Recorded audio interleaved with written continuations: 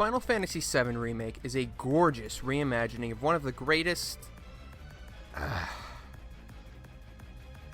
Final Fantasy VII was considered to be the best... Okay, I gotta stop. It's confession time. I have never, ever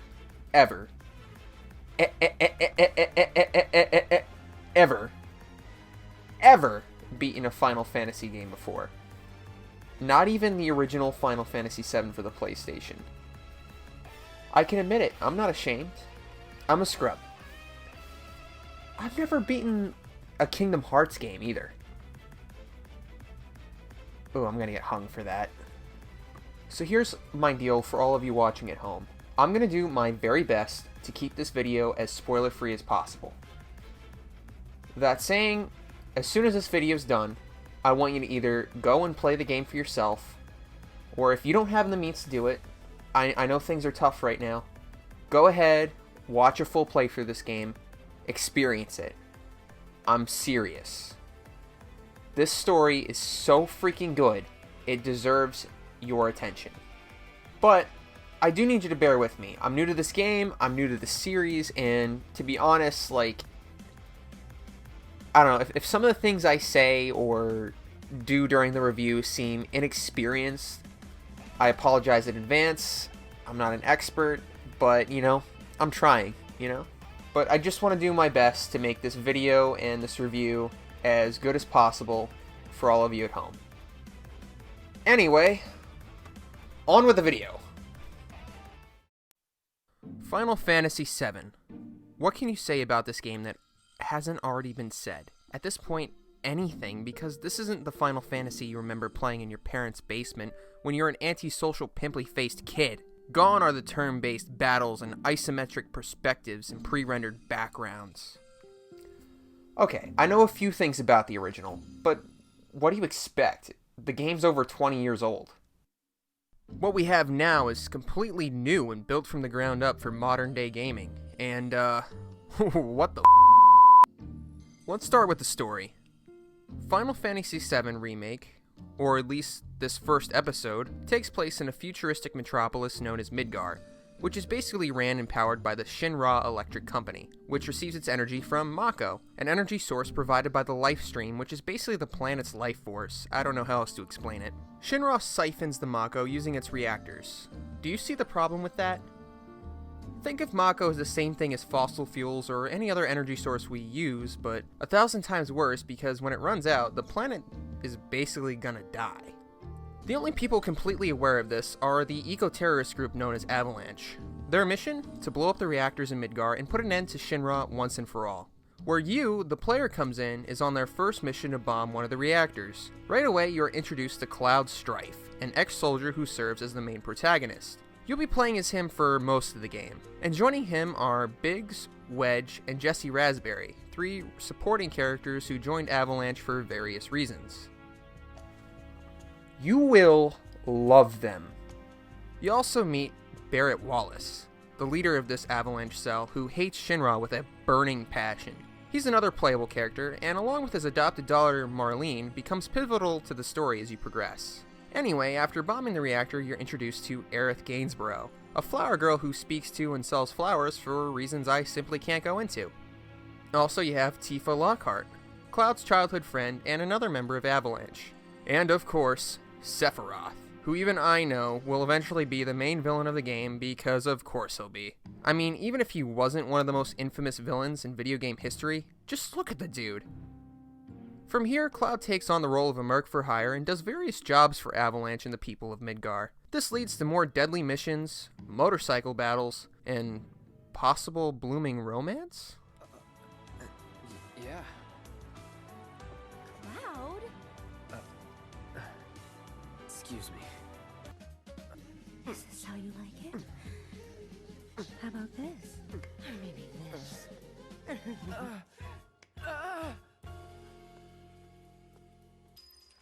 How was it? Huh? You okay? Yeah, You're acting weird, Cloud. I am. Really weird. Always running alone, but and lots of exciting twists and turns that you would never see coming if you played the original game. I gotta say, one thing I love about this game is how character-driven it is. The cast of Final Fantasy VII has one of the best casts of characters I've seen in a game, regardless of genre or console generation. The main character Cloud starts off as such a cold and emotionally distant person at first, but from what I gather, it's from whatever happened during his time as a soldier, and Sephiroth constantly f***ing with him. But as the story progresses, Cloud becomes more fond and caring of his new friends, and possibly even shows some interest in Tifa and or Aerith depending on the route you take. I appreciate that his change in attitude is more gradual and subtle than it is in your face. No, the in-your-face guy is definitely Barrett, and because of that, he has some of the cheesiest, funniest one-liners in the entire game. This pump's sole purpose is to drain the planet dry. While you sleep, while you eat, while you shit, it's here sucking up Mako. The only thing he's more passionate about than kicking Shinra butt is his daughter Marlene. The dude is seriously such a fun character to interact with, and watching him go from distrusting Cloud for being an ex-soldier to loving him like one of the boys is pretty cool. I just want to imagine, like, when the story's over that him and Cloud are going to be sitting at the bar together on a Saturday night, drinking beers together and talking about man things like chopping wood and lifting weights. Then you got Biggs, Jesse, and Wedge. These three are just all-around cool people. Biggs, in my opinion, gets the short end of the stick as far as screen time, but all three are nicely written and portrayed. Jesse and Wedge are absolute sweethearts, and I'd love to say more, but that's spoiler territory for you. Then you have Aerith and Tifa. Both girls are very strong on their own for different reasons and care for Cloud very much. You do have the option to go a bit further with either one in terms of feelings and all that mumbo-jumbo, but don't get excited. By my estimates, this game only covers a third of the original, so we got a way to go. Aerith is so interesting because she's so sweet and innocent, but she always seems like she knows more than she's saying. She lives with her mother in the slums, but that hasn't stopped her from tending to her flowers and caring for the local children. And Tifa, man. Whew. Tifa was Cloud's friend growing up. I have no idea how close they actually were, but they seem to have many memories of each other, with Tifa making Cloud promise to protect her if she's ever in danger. Tifa is almost motherly, too, trying to always keep everyone safe. She owns a local bar, the Seventh Heaven, that she uses for business and as a base for Avalanche. Her whole reason behind joining was because she felt that Shinra took everything from her when she lost her in Cloud's village. The villains are cool too, but they don't see nearly as much screen time or development as our heroes, but you'll enjoy your encounters with the Turks, Don Corneo, and various upper management members of Shinra. And of course Sephiroth, who I can't say anything about because the dude goes back and forth between mystery and living, breathing spoiler. All in all, Don Corneo is my favorite and least favorite because he's such a piece of shit that it's actually funny to with him.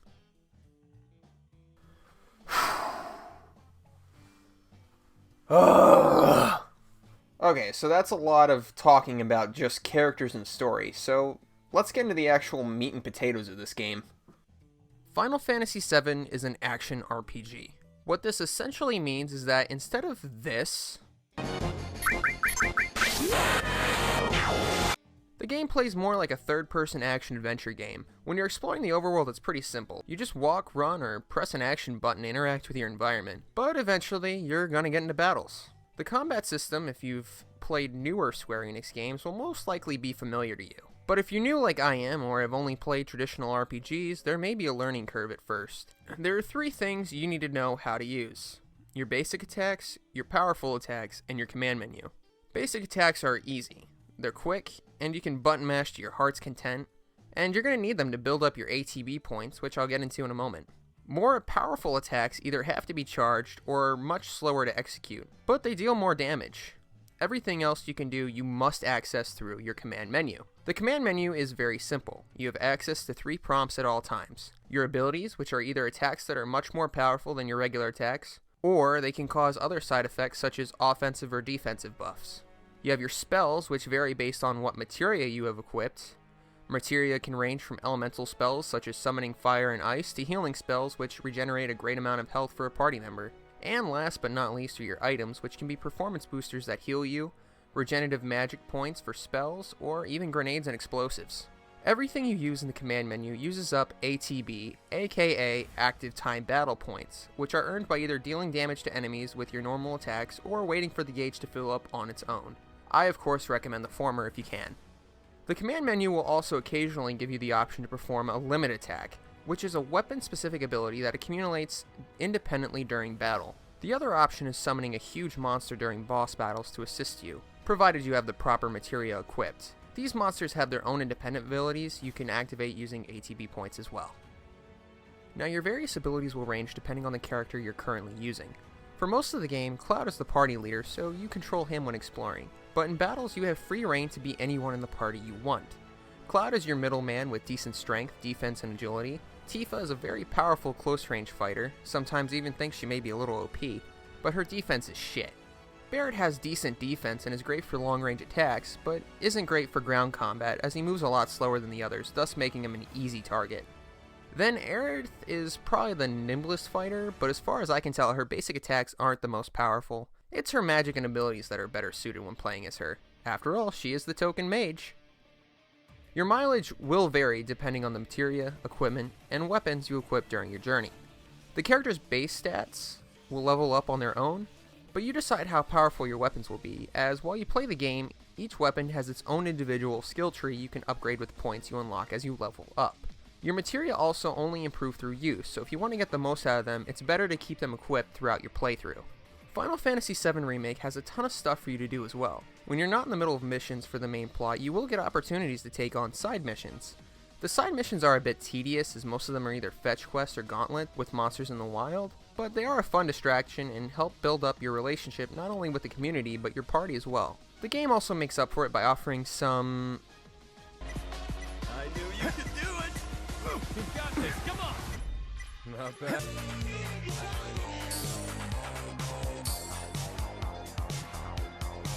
interesting deviations in gameplay, which overall made my 26-hour trip through the game's world feel like only minutes passed by. Only 26? Come on, man. Okay, it would have been 30, but after a certain point, I just wanted to finish the story already. Got a problem with that? Sue me. Sue me. I'll do it again, too. But let's take a moment to talk about the game world. Honestly, Midgar, at least most of it, isn't exactly the prettiest place, but holy shitballs is this place impressive. Every chance I got, I loved panning the camera around so I could look around at all the massive technological marvel that is Midgar. I had no expectations going into this, but damn do I understand now why the game has a file size of 85 freaking gigabytes. I downloaded it, by the way. And dare I say, this may be the most visually impressive video game I've ever played in the history of ever. It's freaking jaw-dropping how much detail Square stuffed into every area of the game, and the character models. Forget the faces, look at their clothes. Look at Cloud's shirt. The cutscenes are in real time, people, not pre-rendered, and Cloud's shirt looks like you could just reach out and feel the material. That is like Disney levels of detail. And I could go on and on about how great the soundtrack is, but that would be overstating the obvious. Listen, if you like the original, they brought back the original composer, and he brought every track to life in glorious HD. I still haven't heard the OG soundtrack, but the music in this one is so fitting and evokes the emotions of each scene so perfectly. Just give it a listen if you can. I can say without a doubt, this is an awesome game. I played this on a whim. I've never, ever played a Final Fantasy before, but this game had so much talk and hype that I decided to give it a shot anyway to see if it was really worth all the anticipation. This game was so good, I wasn't even planning a video on it. I legit just pushed back my other planned videos just to make this because I liked it so much I had to share my experience. Is it perfect? Hell no. Sometimes I think the dialogue gets freaking cringy. Sometimes the way enemies stack up on you is bullshit, especially when you're alone with no party to back you up. And you know what? I'll even say it. The ending is weird.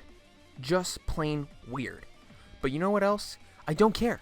Play it already. Just shut up and... 2 hours later. Alright, I've calmed down. Still, I think this game's a winner for RPG enthusiasts and non-RPG enthusiasts alike. I'm actually excited for the next entry now, and I'm hoping that it comes along sooner rather than later. But until then, I've got plenty more games to look at for this channel, and shoot, I'm actually half tempted to go back and play through the original and see how the story initially turned out. But seriously, play the game yourself, experience the story, whatever you need to do. to get your mind wrapped around the experience that is the Final Fantasy VII Remake, and maybe then you'll see why my curiosity piqued. But until then, I'll see you in the next one.